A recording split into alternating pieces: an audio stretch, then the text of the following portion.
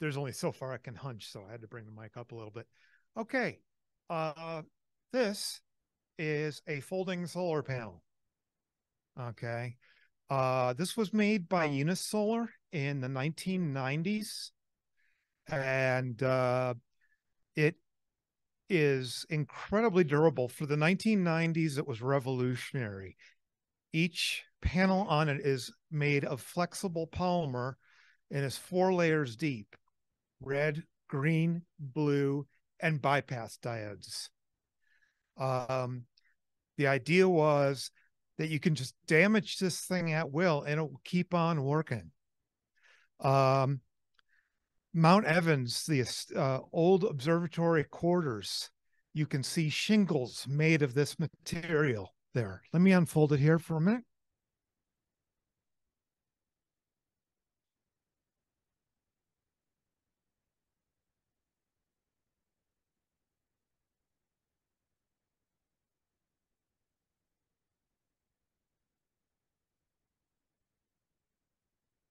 That's what you end up with when you unfold it.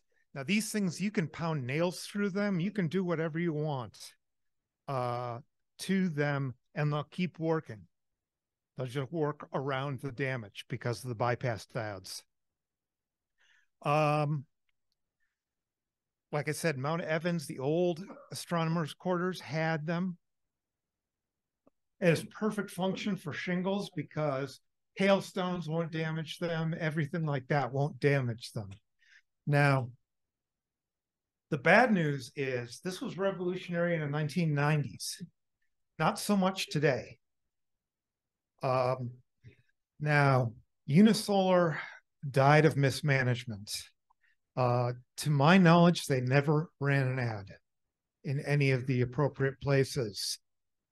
And they could have used a little bit of smarter marketing to get through. And as you see, I've got mine set up with power poles on it, so it just plugs right in. But Unisolar, the company, vanished for a while. Now, I found out somebody bought the intellectual rights to Unisolar, and you can actually find Unisolar products on Amazon now. Now, the question is, are they going to do anything with the technology to make it competitive today? I don't know. But anybody with a steel or a tin roof, they make coverings that go over your tin roof sections that you just have adhesive on one side and you put them down. They're 24 volt, 50 watt sections.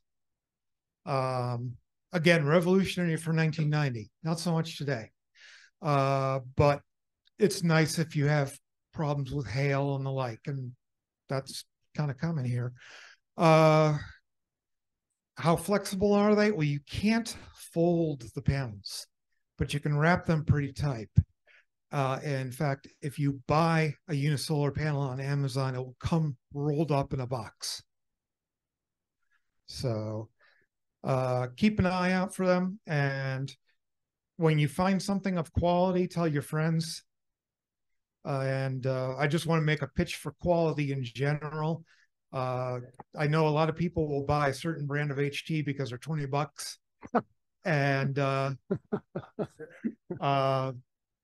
I have the same $250 HTs made from cast aluminum that I bought in 1995. Today, the batteries are still available. They keep running.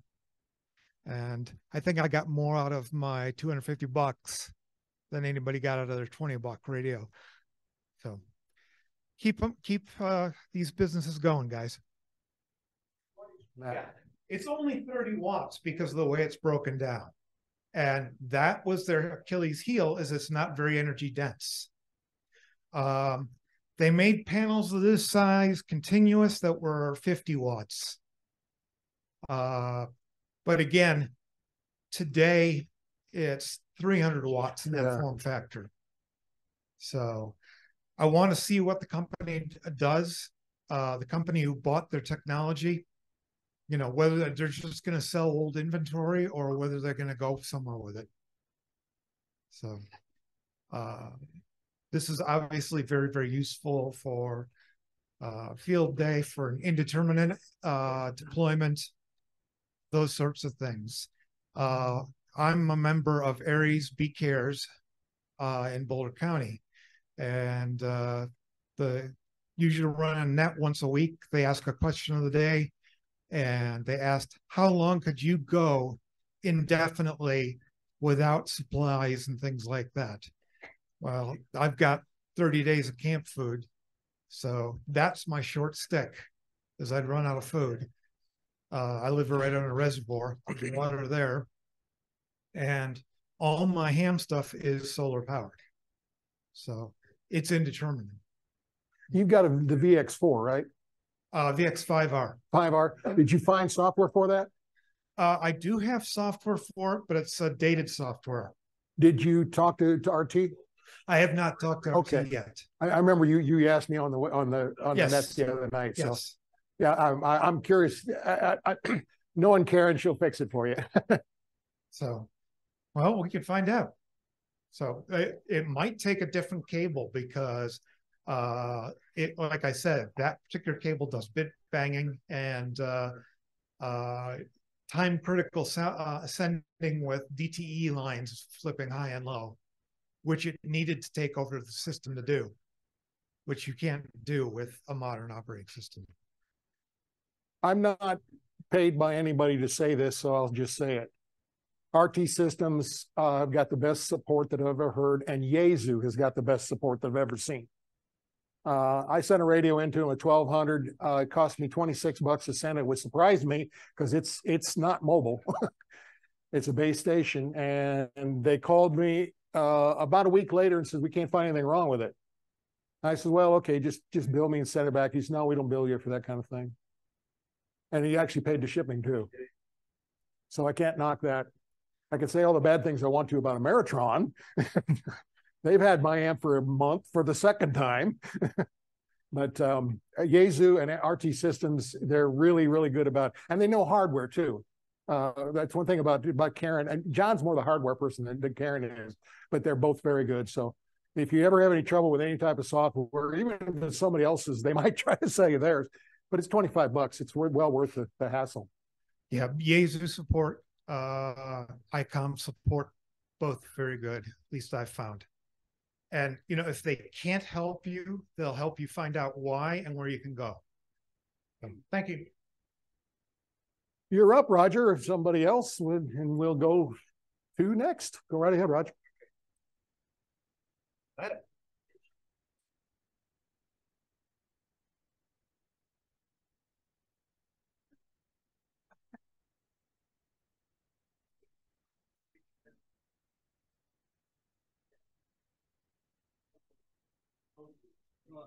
I'm not scheduled for emergency. Well, that's right. It's well, yeah. They didn't do all they did. They moved my picture and then my home.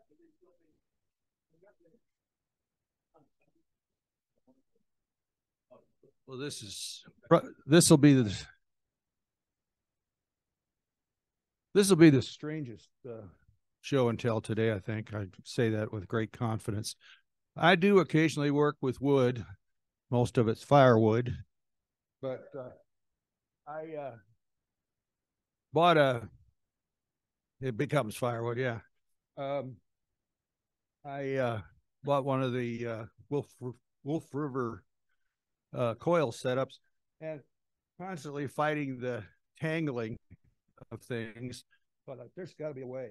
So I got to fooling around and built this, which holds the 3 ground wires. I could add some to it, but it just basically cranks around and uncranks. It's not a perfect addition, but it works pretty well. And I can just set it in by the antenna and just pull them out or reel them back in. And it works pretty well. Cheap bearings off of Amazon, a dowel from, I don't know, Home Depot, and some wood. So, and then this one is the same kind of a guy. It's designed for a long wire. I used it at a field day, I think the one at Ann's, and it worked well. So that's cool. My load and split it up. I'm a woodworker. That is so cool. You know, you've got these winders and stuff like that, and that's real frustrating, especially if you're using 80 or something that's way out there. Is that what frequencies are those for the Wolf River? Well, they're adjustable. You can buy coils for I think 80 and 75 on up through 10, and you may be able to get away without the coil. It's all that what is it, 3/8 by 20 thread? Yeah, 3/8 by 24. It's real adaptable, and darn thing, like for POTA field day, works great. I've used this stuff for some of that. It's very, very nice. Is that what you were using for field day? Yeah. Oh, I didn't even notice that. Shoot. It wants to tip a little bit. I've got to kind of put some outriggers on it somehow, and because otherwise you can just pull it out. And I use those Velcro things to keep it from unwinding because the wire's kind of springy.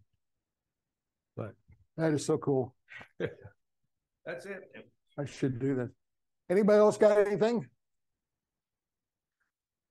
Well, I'm going to wander over to this thing that Roger has something to do with.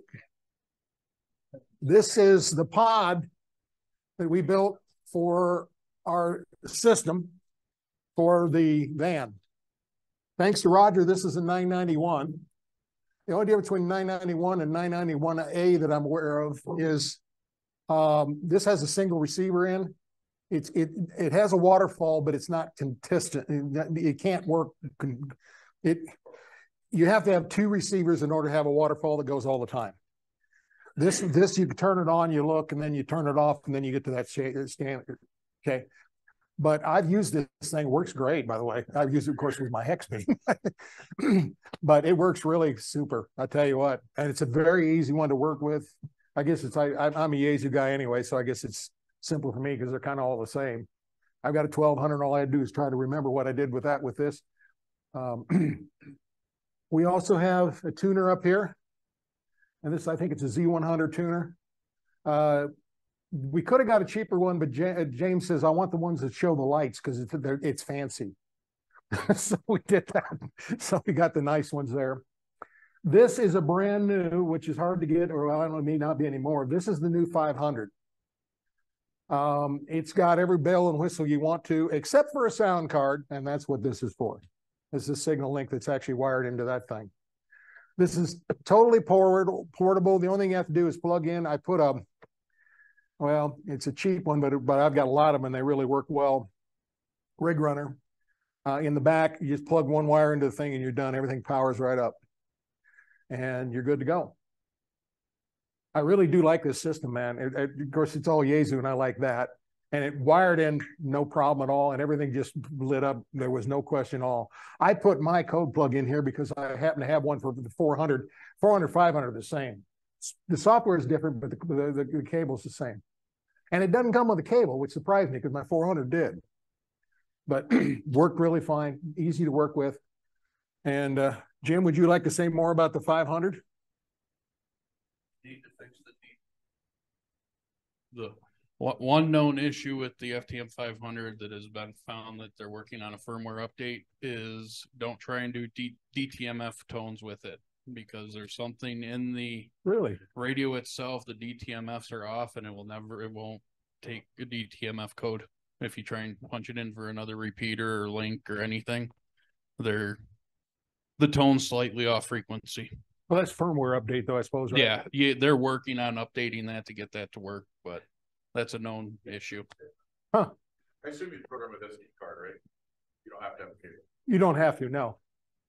I did it just because I had one. And I don't know if I've ever programmed an SD card for that 400. I guess I could have just dropped it in then. Never thought about it. 400, 300 SD card. Yeah. Have you used that 500 much, Joe? Half an hour. So no. Jim's got one. He's used it a lot. gives him fits. So I'm thinking since how that's a new radio and there's people having some problems with them, just little glitches. I would suggest running that at your house for your main radio for a while, just to make sure, because when it gets on that van and it start doing that, nobody's going to know what to do with it. There's certain little things that you have to shut it off, reset, blah, blah, blah. I would, that's my recommendation for that. It's easy to take out. This is what's nice about it. They've got a sliding tray on it. I've never seen any radio that had a sliding tray on it. It just, all you do is just, there's a little switch back here and the thing just slides right out. It comes right out of here. Like that. Is it? Okay, my 400's not. It's got, you know, a separate base and the rest of that stuff. But that's really cool about these things. I'll do that. I just never, I turned it on, put my code plug in it, talked to somebody on 275 for half an hour, and hey, it works. So I went through the bands, everything seemed like it was fine. So, but I'll do that. Is there glitches to it?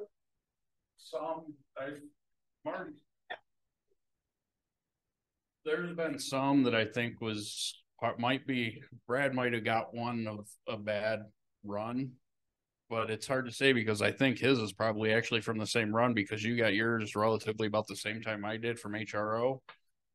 So it might be from the same batch. I think it might just be a bad radio. I think something on the circuit board might have been crossed, or there might be a small crack in one of the traces on the circuit board. It's definitely under warranty. There's no question about that. I'll show you the back, what we did the wiring on it. It's all done with 12, just because I happen to have it.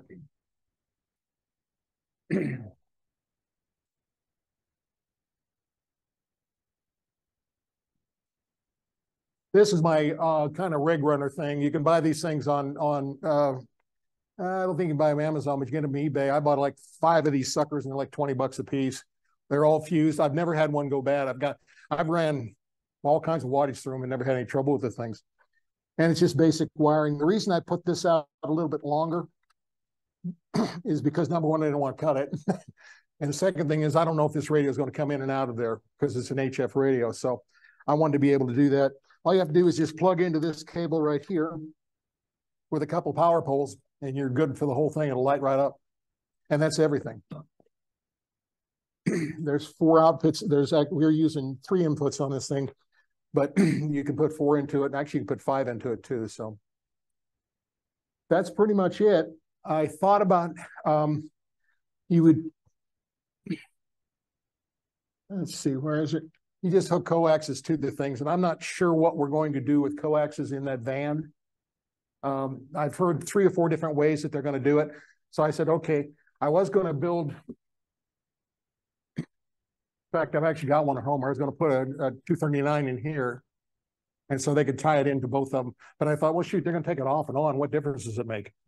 Because when we're actually operating, this probably won't even be used. So why have a back on it? So if we want to do it, I've got 239s for it. It's just whatever. Questions, comments? Yes, sir. That 500, that's a Yaesu. Brand new. Been out, what, 3 months, 4 months? 3 months.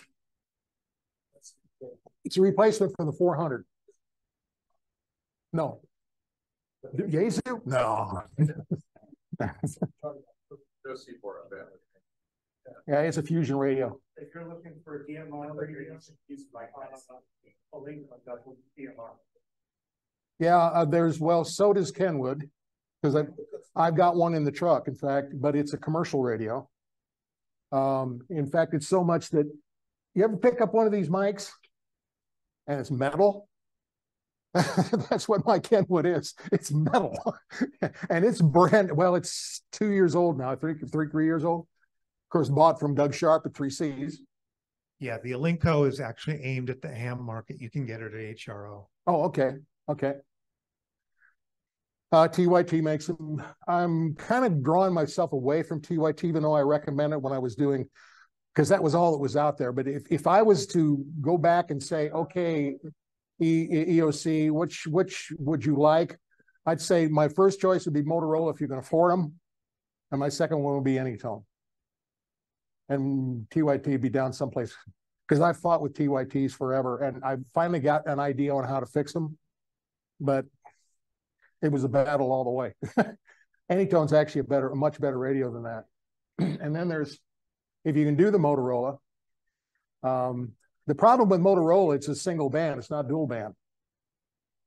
It's either UHF or VHF. In fact, I'm sorry. Thank you. So when they lock up tonight, they don't yell at me. A Kenwood like I've got out there in the truck, its commercial radio runs around on a discount about $450 to $500. And of course, we got deals through RM Ham and some other things. But I was told, I said, well, what about a dual band? He said, well, just buy 2 radios. No, I got $1,000 in this thing. So I guess that really makes sense, but I don't want to put out $1,000 for these things. So we just got the UHF in there, and primarily what I'm using for is Aries and things like that. But I knew I've got a really, really good radio, and I don't have any, and I've got an Anytone at home and a TYT 9600. I prefer the Anytone, except it's a little bit more complicated than the TYT. And it may be just me because the TYT just works. The TYT had to work at it to get it to work. So I understand a little bit more. Any other questions? Roger, I thank you so much for this. This is super. This has made this thing. I was kind of wondering how we're going to pull this off. Eric, I'll bring it to you. Whatever. I can walk. I just want to put a pitch in for West Mountain Radio. They're another very small business that does the rig runners. I bought in early, so I've got 3 of the 4012s. I don't think they make the 4012. I think they only make the 48 now, 4008 now. But I've got something like 16 to 20 things plugged into my West Mountain Radio rig runner strips, and they do just fine. Have one even in my car. Just took it apart and cleaned it because I'd spilled oil onto it. So anyway, they're really good products, and it's just 2 people. So I like West Mountain, except they're kind of pricey. They are pricey, but the quality's still good. Here. Yeah. I have nothing wrong with those guys except they are, but there's only 2 people that were on it. I didn't know that. If you call them, they may answer by a different brand name because they've got like 3 or 4 small businesses. Oh, okay. If you call them, they may ask different brand name. That's for a thing. One other thing I want to mention, I should tell you what a rig runner is. It is nothing more than an extension cord with a bunch of plugins to it. They're basically, I've never seen anything but the Anderson power poles, but there may be others out there that are different. I don't know. They do have 24-volt power poles too. They do have 24 volts. Okay, power poles. You got to call and ask for it though. I don't think I'll ever need them. I hope. Yes. Go ahead. 2 Saturdays ago, and this is a big shout out and thank you to Doug Sharp. We went up to Lower Squaw. One of the fellows from Denver, myself. Was it you that was up there? No, it's another fellow was up there for CAP. Anyway, Doug took Mike Wish's stuff and basically disassembled everything. I think he had 2, is it MR or MRC 2003 repeaters. And I think he was going to keep 1 for Rocky Mountain Ham. The lady who's the heir, she said, take anything you want, and I don't want any money for it. And I think 1 is probably 2 of them are going to go to James for possible use. So Doug did a great job. And then later in that same week, he went by Mike's home, and he and some other people, I believe, took almost all of the electronics out of there. And he's got a lot of stuff, but then he's going to just try and parcel it out. But he did a great, great job. Just really knows the equipment. and he did a super job of taking it down. And be nice to, whenever he shows up again, to thank him. I've known him for many, many years, and I've always thought he really mowed over backwards. And he lost his father here about a month ago, I guess it was. Very, very sad, because he was actually living with him at the time. Strange. It's got a mind of its own. Might want to give you an update. I don't know if this is in the newsletter or not. He's right. We are going to inherit. We're trying to upgrade Buckhorn. We've upgraded Horsetooth. We're on Motorola's without any amplifiers, anything else. They're 100 waters. We want to do the same thing at Buckhorn. And we've got one of them, and then one of them is one of these things here. And the other one, I think he's still looking for, if I remember right. Wasn't that right? I don't remember which one was UHF or VHF. We have the UHF. He's looking for the matching VHF. So we're halfway there. Yeah. And what we're trying to do is we're trying to dump all the amplifiers, because these are 100 waters. What we're running now is like 30 watts, and then we're putting it through an amp. So, in fact, I don't think we're getting 30 watts out of it, out of that old Kenwood. But we want to get these 100 waters in there, because we know we've had really good luck with them over at Horsetooth, and Rocky Mountain's had tremendous luck with them. And usually if Rocky Mountain recommends it, they've thoroughly researched it. So. Where's this equipment come from? His name was Mike. I met him once when we did the shed down there. Yeah. A guy named Mike Wish, W0LG, had a stroke in March, died later, and had. Might want to do that so people in Neverland could hear. He and I were old long-term friends going back to the 70s, and just out of nowhere, seemed to be in good health, but just had a stroke, and they took him to Swedish, and unfortunately he also had a blood clot, and that got loose. So I've worked with his lady friend, who is the heir, and she is happily relieved of all the radio gear. And Doug has taken it. I think he's probably taken it to Firestone. I'm not sure, but somewhere. And he's going to go through the various pieces of equipment, and some of it's been sold off and whatnot. He gave us,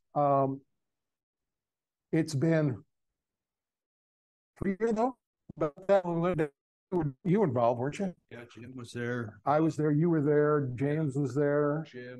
Jim. Yeah. And About 3 years. Yeah. And we had 4 or 5 truckloads piled to the top. Yeah. And you're the only one who had a small truck. The rest of us all had half tons or 3/4 tons. Yep. And we were piled to that. We actually had 2 sheds at one time, because we couldn't put them all in one.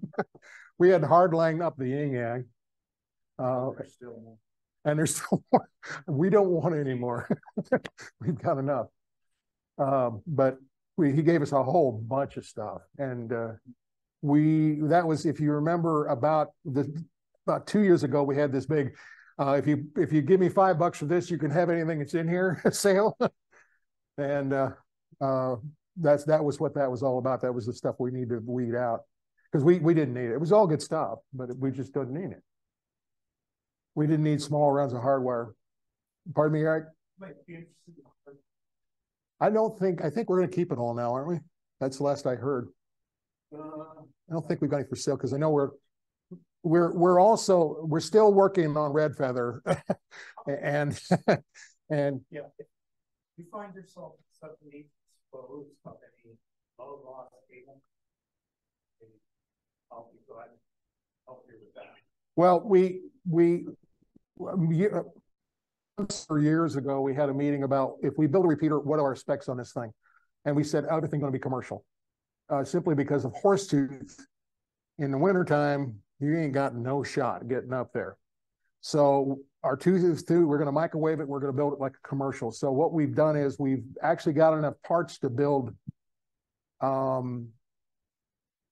enough money and parts to build Red Feather out, and possibly Sterling. And I don't know how that's going to play out, but I do know the Red Feather's the same deal. We've been fighting one guy and don't seem to be able to get around him. We've been fighting him for 8 years. That's all. Any other questions? For a site? Hmm? You're still looking for a site? We're looking for a specific site. It has to be microwavable to something we got. We've looked at their fire departments. We've looked at private land up there, looked at everything and nothing. We looked at Dead Man. We almost had Dead Man, and then it became a historical site and that canceled everything. So we've been around with every county that'll talk to us. But it has to have microwave site. Because we're going to, our theory is if we put an analog and digital repeater up there somewhere, we want to be able to link it to Winter Park. Is that right? Or is it Steamboat? Steamboat. And then it'll link down to us here with the DMR side. And then, of course, we will have, it won't be a linked repeater. We may link it with Buckhorn instead of going to 275. 275 just overloaded with links. But what we're looking at is so people can talk from Red Feathers. We've had some incidences when they had fires up there. And I had a friend that was up there. And he could barely get in with a handheld, and he was with the fire department and stuff like that. And we were running it out of the Larimer County OC, which was in Fort Collins at the sheriff's office at that time. And it was a shot in the dark, whether we get him or not. And I kept saying, look, well, Lori, look, we need something here. Well, you know, Dave's not going to let you. And I says, I know, but anyway, if we had a link repeater up there, it would solve everything. And what we would do is we'd make it wide open. It's if anybody got hurt or something like that, and you could use it if you're up there to talk to whoever. You know, I mean, it's going to be an open repeater. So, comments, questions? Next month we're going to have Willem is going to be here. Willem is one of the he's head of the traffic league. He's part of Aries as a, I don't know what he does. He's some sort of he's a deputy something, isn't he, Jim? I can't think of what he is. He's higher than me. And he's a brilliant person. He knows everything. In fact, we were going to have someone else do it, and he said, I would really rather do it. The reason he's going to talk about the traffic league, we got a couple of things. Maybe you're interested in doing the traffic league, maybe you're not. But Aries is. So what we're going to do is we're going to record this particular meeting, and then we're going to actually produce it for Aries also. Because our set, which is in October, on October 5th, I think. October, I don't remember. The 8th? Okay. I don't remember. I set it up months ago. Is going to be primarily Traffic League, Skywarn, WinLink, DMR, Analog, and not too much HF, but maybe some. And so everybody's saying, well, what's this traffic stuff? so Willem's going to give a little speech on that. Anything else? Thank you. Good night. This presentation was brought to you by the Northern Colorado Amateur Radio Club. For more information, visit our website, ncarc.net. Thanks for watching, and don't forget to like and subscribe.